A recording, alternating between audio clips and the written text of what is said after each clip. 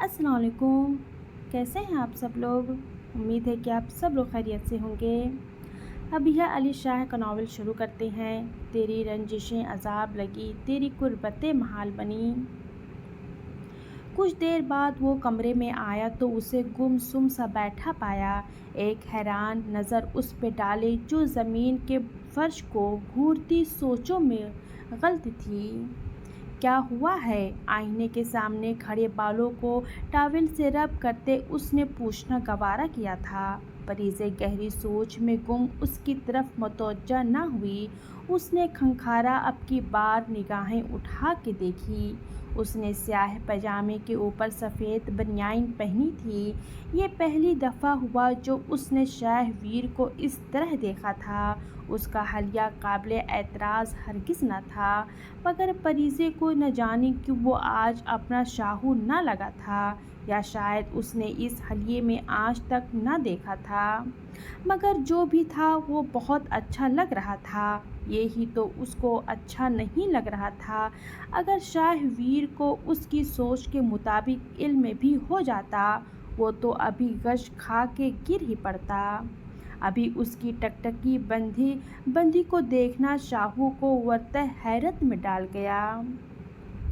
ये स्टेचू बन के बैठने का कोई जवाज़ वो बोले बगैर न रह सका। आपकी नमाज मेरी वजह से अदा नहीं हुई ना? मैं अल्लाह से माफ़ी मांग लूँगी, या अल्लाह गलती मेरी है तो सज़ा भी मुझे दीजिएगा। फरीज़े की बात सुनते मीर बर्श करते बेअख्तियार उसका हाथ रुका। वो चंद साने गर्दन मोड़े उसे जांचता रहा, फिर वहीं ड्रेसिंग टेबल पे ब्रश रखते वहीं कॉर्नर पे टेक लगाए बैठ गया।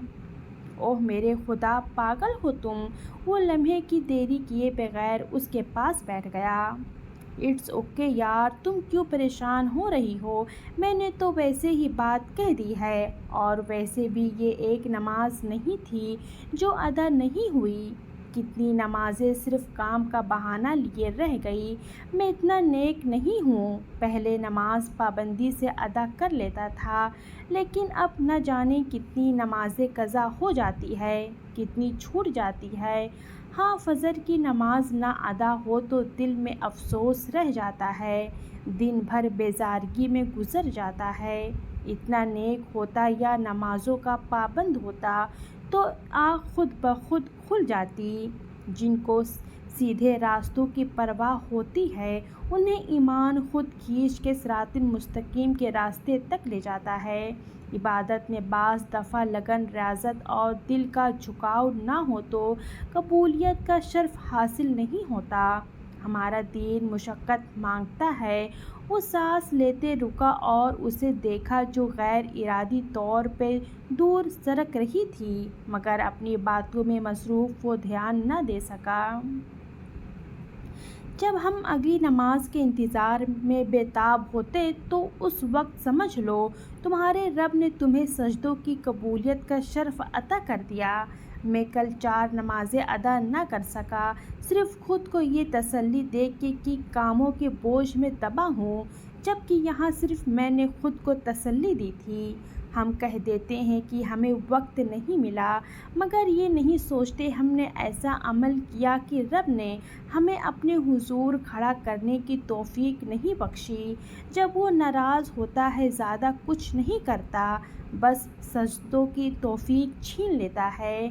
हम जहमत नहीं करते अपने अल्लाह को मनाने की, इसलिए ख़ुद को कसूरवार करना छोड़ दो। बस गुजारिश समझ लो कि मुझे जगा देना कोशिश करूँगा कि ये नौबत ना आएगी, मगर आइंदा मेरी नींद की ख़राबी की वजह से मेरी नमाज को रायगा मत जाने देना।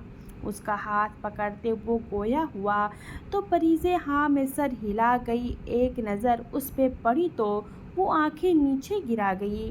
दोबारा भी उसकी तरफ देखने की हिम्मत न पड़ी। सारा खून गोया चेहरे पे सिमट के रह गया। उसके गंदमी मजबूत कसरती बाजू, वाज़ह शानदार तबीयत का मालिक ये शख्स उसका था। फरीज़े मीर का दिल उसकी बेध्यानी भरी गुर्बत पे ज़ोरों से धड़कने लगा। وہ بے اختیار پیچھے کو سرکی مگر پیچھے جگہ نہ تھی۔ کیا ہوا؟ شاہو کی پیشانی شکنوں سے بھر گئی۔ لہجے میں نافہمی کے تاثرات تھے۔ اس کے چہرے کو دیکھا جو مکمل لال تھا۔ پلیز آپ شرٹ یا کرتا پہن لیں، بہت آکورڈ لگتا ہے۔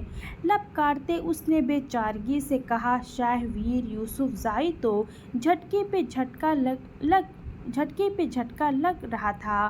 وہ واقعی معصوم تھی یا بن رہی تھی؟ شاہو کے تاثرات مزید تن گئے۔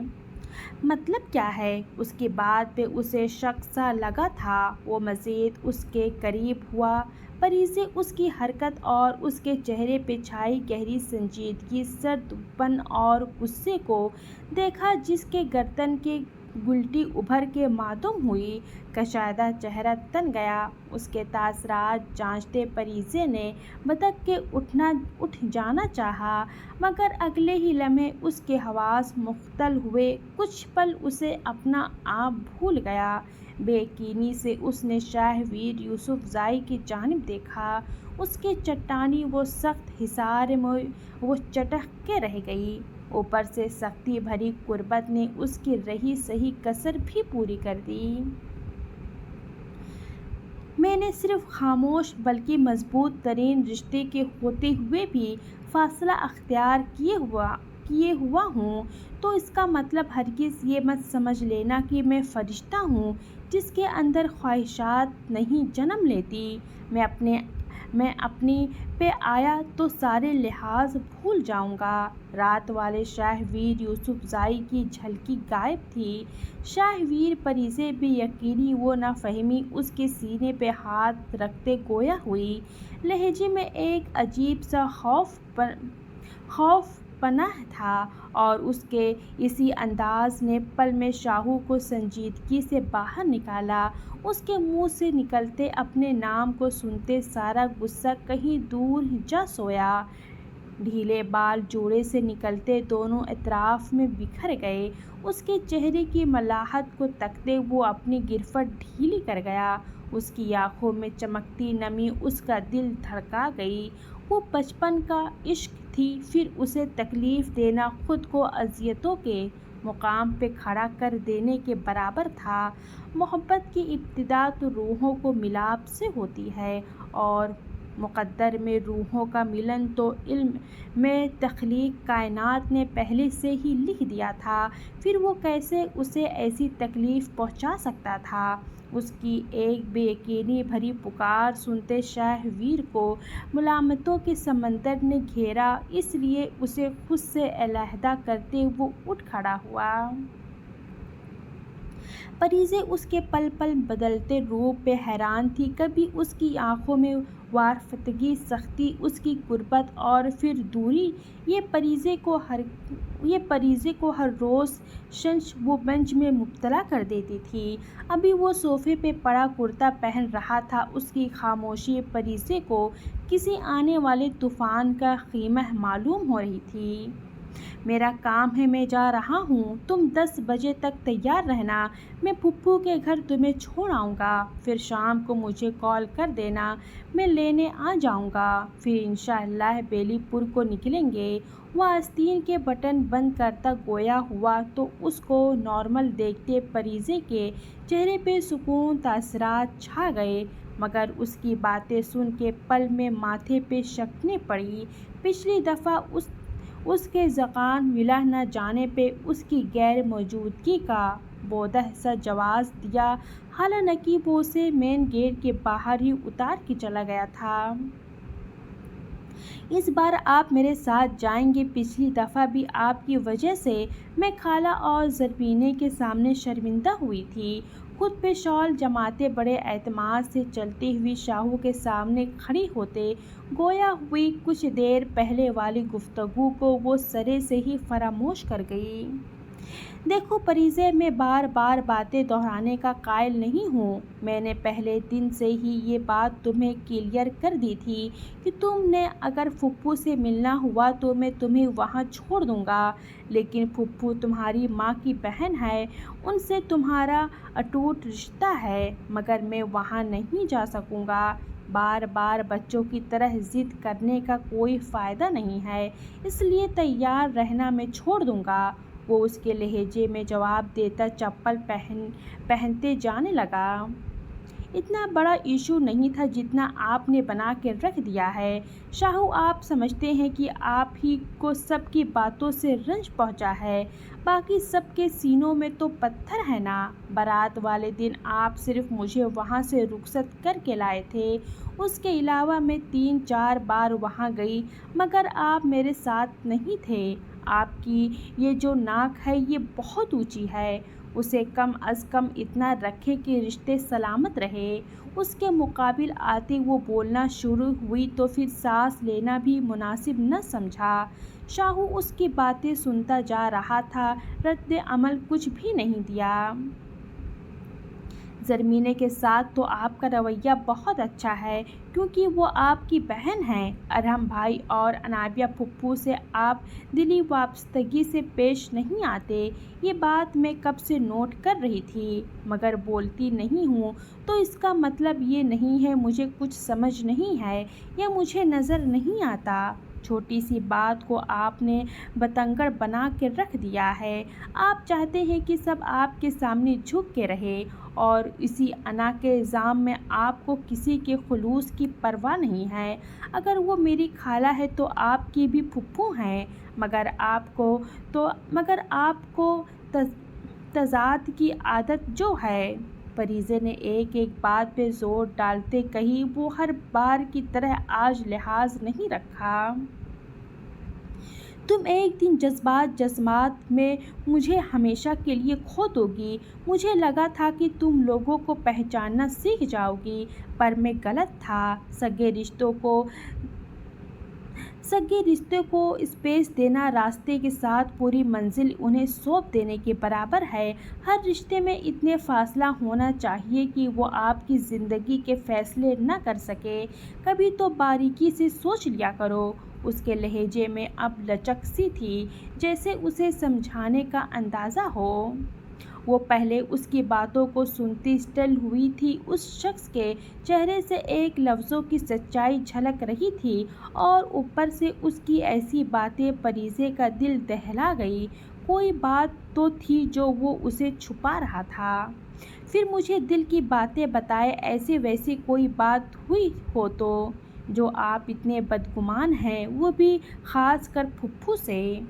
رہنے دو پرانی باتیں، جو ہو گیا سو ہو گیا، گڑے مردے اکھاڑنے سے کیا ہو گیا۔ تیار رہنا میں چھوڑ دوں گا، اور ایک اور بات، نیچے مت آنا۔ ناشتہ میں بوا کو کہہ کے ناشتہ وہ تمہیں یہیں دے جائیں گی، تحمیل مزاجی سے کہتے وہ اس کے پاس سے گزرتے جانے لگا، مگر پھر کسی خیال کے آتے رک گیا تھا۔ آج مزدور نیچے مزدوروں گندم کے لیے آئیں گے، اس لیے مجھے تم نیچے نظر مت آؤ، اور یہ کھڑکی کے پاس بھی ہرگز مت کھڑی ہونا۔ باہر سے اوپر کا پوزیشن کے سارے منظر نظر آتے ہیں۔ اسی خیال سے شاہو نے سختی سے تاکید کی، آپ بات کو گھمائیں مت، مجھے سیدھے طریقے سے بتائیں، ورنہ میں یہاں سے نکل جاؤں گی ہمیشہ کے لیے۔ آپ مجھ پر سے سارے حق و اختیارات کھو دیں گے۔ شاہو نے اس کی دھمکی بھری آواز پہ پھر سے قدم روک لیے۔ تم اس کمرے سے مجھے نکل کے تو دکھاؤ۔ مس پریزے، میر علی خان، میں نے تمہاری ٹانگیں نہ توڑ دی تو میرا نام شاہ ویر یوسفزئی نہیں، تم جانتی ہو میں اس کام سے گریز نہیں کروں گا۔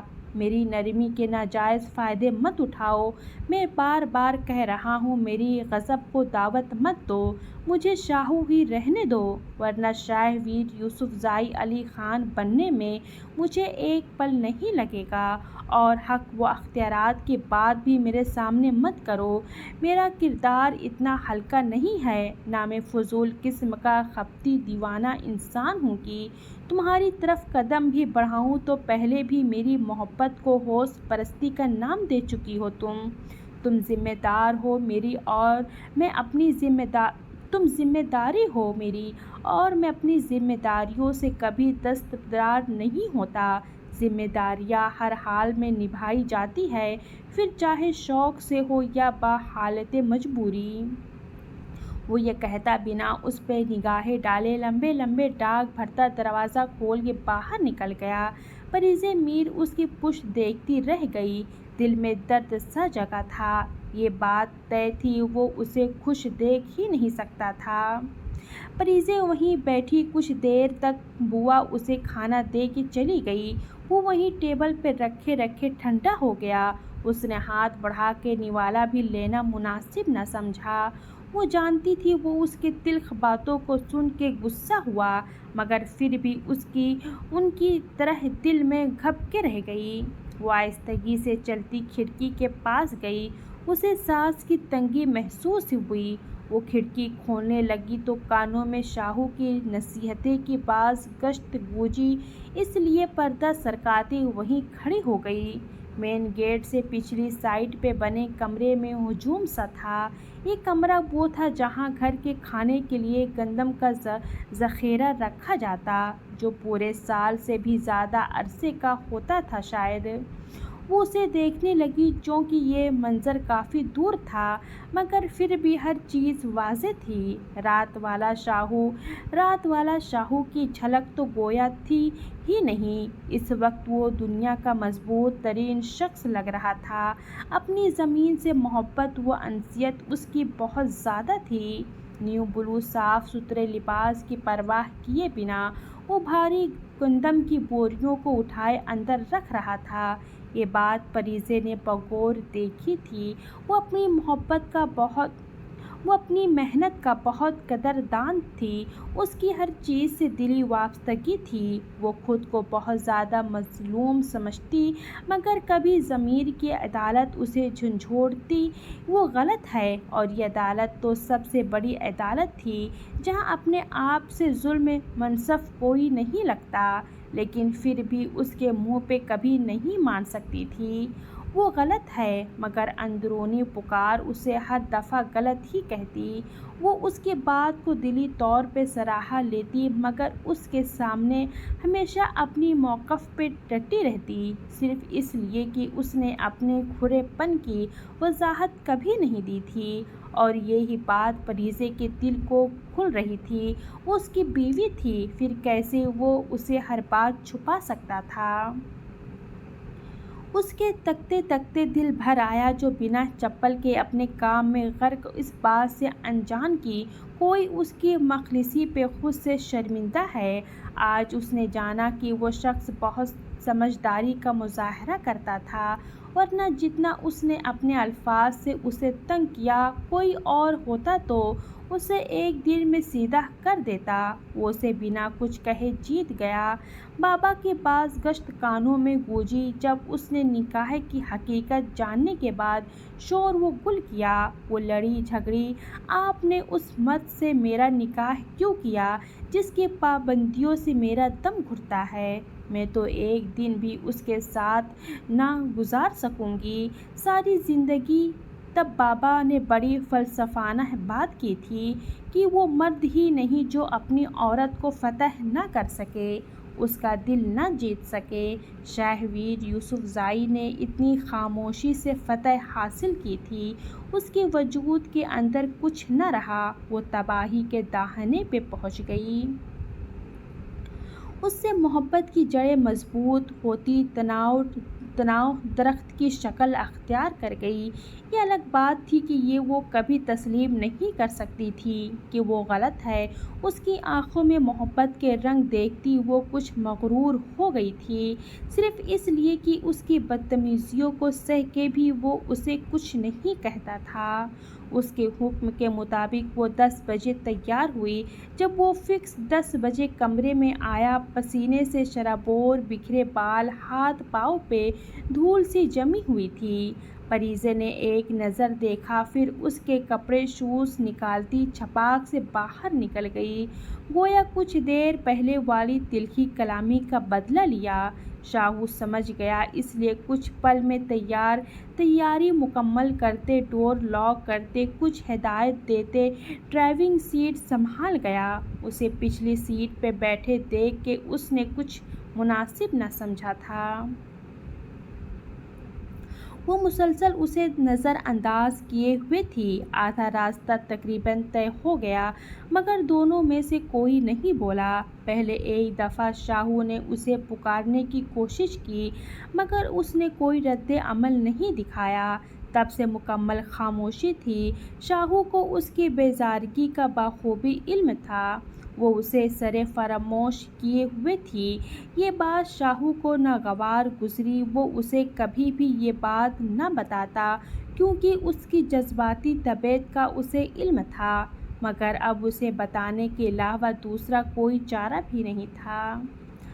آگے آؤ، گاڑی روکتے اس نے ریموٹ سے شیشے مکمل اوپر کرتے اسے حکم سنایا مگر اس پہ کوئی اثر نہ ہوا۔ شاہو نے اسے دیکھا جس پہ اس کی بات کا خاطر خواہ اثر نہ ہوا۔ پری، اس نے نرمی سے پکارا اور اس پکار کو سنتے پریزے کے ساکت وجود میں ہلچل ہوئی۔ اس کے لہجے میں اتنی آنچ ضرور تھی کہ اس نے نظریں اٹھا کے اسے دیکھا جو اس کی طرف متوجہ تھا۔ اس نے ان گزرے دنوں میں پہلی دفعہ اسے اس نام سے پکارا اور یہ پکار تو کانوں میں رس گھول گئی۔ تم سے ضروری بات کرنی ہے، آگے آؤ، اسے کہتے اس کی آسانی کے لیے جھک کر فرنٹ سیٹ کا دروازہ کھولنے لگا۔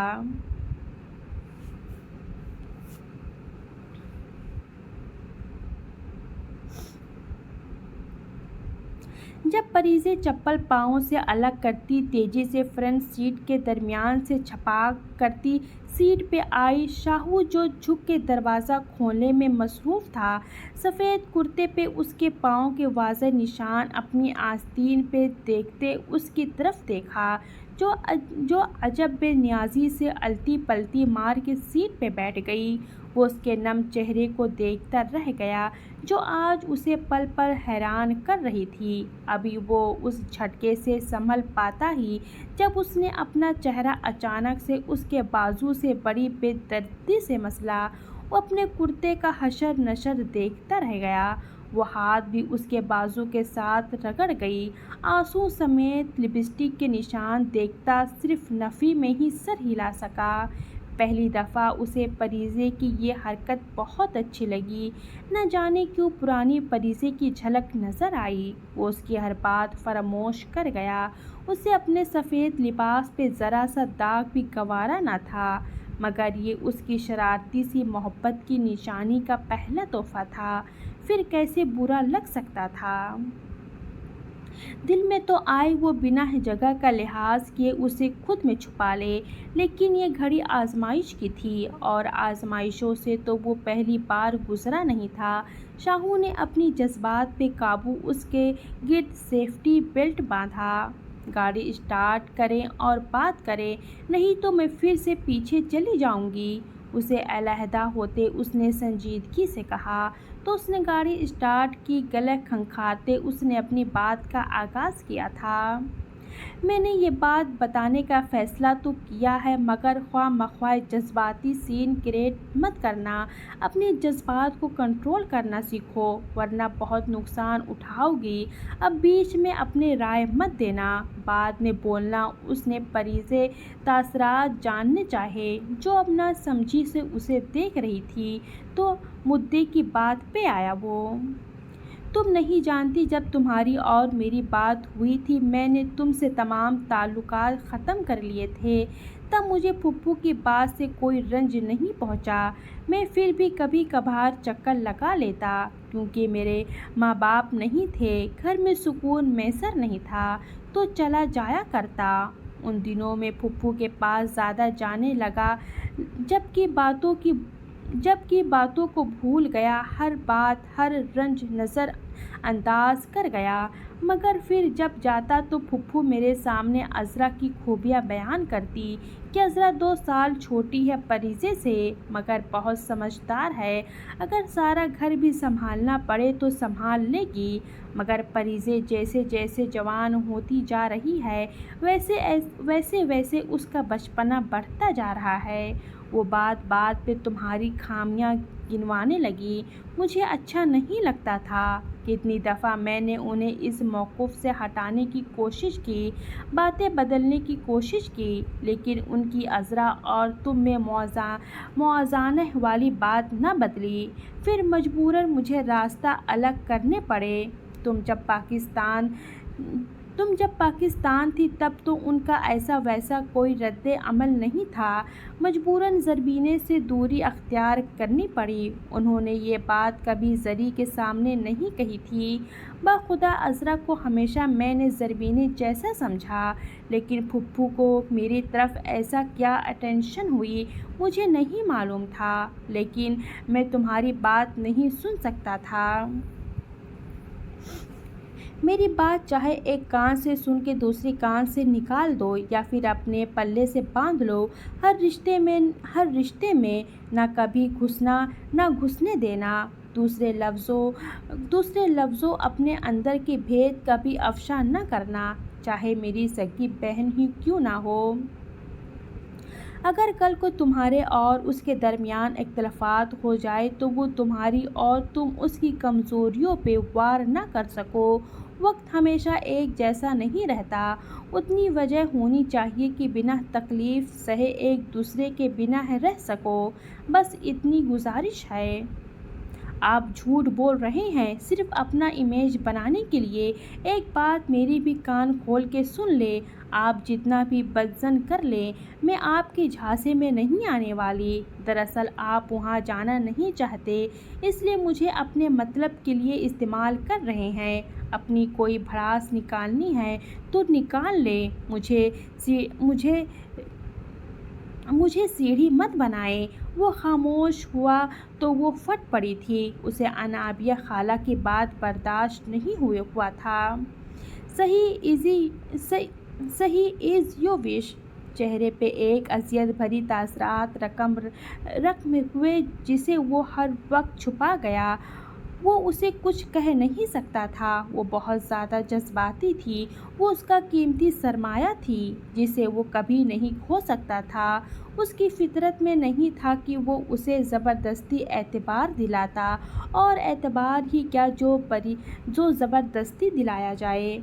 बाज़ औक़ात जिसे हम खोना नहीं चाहते उसके ख़ामियों पे नाबीना और बहरे आदमी का किरदार अदा करते हैं, और वो तो ये बखूबी कर रहा था। वो जो था हम सुन के भी अनसुन कर देता। वो जो देखता हम वो देख के भी अनदेखा कर देता। अनाबिया खाला मेरी माँ की बहन है। मेरा कभी गलत नहीं सोच सकती। वो अज़रा से ज़्यादा मुझसे मोहब्बत करती हैं। अज़रा को तो डांट भी देते हैं, लेकिन मुझे उन्होंने कभी नहीं डांटा। वो वाकई अकल से पैदल थी। उसे ये नहीं मालूम था कि कभी नरम लहजा भी तबाही के रास्तों पे ले जाता है। और आप ये दोगली पॉलिसी मत खेलें। जो शख्स सगी बहन और बीवी में फूटे डलवा सकता है वो कुछ भी कर सकता है। आप तो अपनी माँ जाई की नहीं है, फिर मेरे कैसे हो सकते हैं। आप रिश्तों में ज़फ़र इसलिए ही हैं कि आप रिश्तों को तराजू में तोलने की आदत है, तभी आपकी ज़ात सुकून नहीं मिलती। आप चाहते हैं कि मेरी दुनिया आप तक कैद हो जाए और मैं इस कैद से कभी ना निकल सकूं। वो बड़ी सुकून से उसका सुकून गारत कर गई कि ये जाने बगैर मुकाम ज़ब्त के किन मरहले से गुज़र रहा है। परीज़े उसकी बातों का रुख बदले जा रही थी। दुख ये था कि वो उसकी खुलूस नियत पे शक कर रही थी और उसके सही होते हुए भी गलत समझ रही थी। उसे सांस लेने में मसला हुआ तो उसने सेफ्टी बेल्ट उतार दिया। एक हाथ से कुर्ते की पहले 2 बटन खोले। गाड़ी के शीशे नीचे करते वो खाली अलज़हन हो गया, और यही उसे गलती हुई। शाहू, परीज़े ने तेज़ रफ्तार कोच को देखते उसे पुकारा तो उसने बर वक्त साइड बदलते ब्रेक लगाई, मगर उसका अचानक से बड़े हादसे का काबू पाने की वजह से वो काबू न रख पाया और उसका सर स्टीयरिंग ड्राइविंग से जा लगा, जबकि सेफ्टी बेल्ट होने के बिना पे परीज़े की बचत हो गई। शाहू, परीज़े के होश व हवास जाते रहे। تم ایک دن اپنے جذبات میں مجھے ہمیشہ کے لیے کھو دو گی۔ اس کی صبح والی بات اس کے کانوں میں گونجی تو دل کیا کہ خود کے ساتھ کچھ کر لے، صرف اور صرف اس کی وجہ سے یہ حادثہ ہوا تھا۔ ناک سے نچلے ہونٹ اور ماتھے پہ دو تین جگہ سا رستہ لہو۔ وہ ایک ہاتھ سر پہ رکھے دوسرے ہاتھ پہ لگے خون کو دیکھ رہا تھا۔ حواس بحال ہوتے تو ایک نظر پریزے کو دیکھا جو صحیح سلامت تھی مگر سہمی نظروں سے اسے دیکھ رہی تھی۔ اطمینان ہوتے ہی وہ منہ پھیرتے اسے ایکسر نظر انداز کیے، ٹشو اٹھا کے چہرہ صاف کرنے لگا۔ سر میں ٹیسیں اٹھ رہی تھی۔ پریزے اس کی حالت دیکھتے بولنے کے قابل نہ رہی۔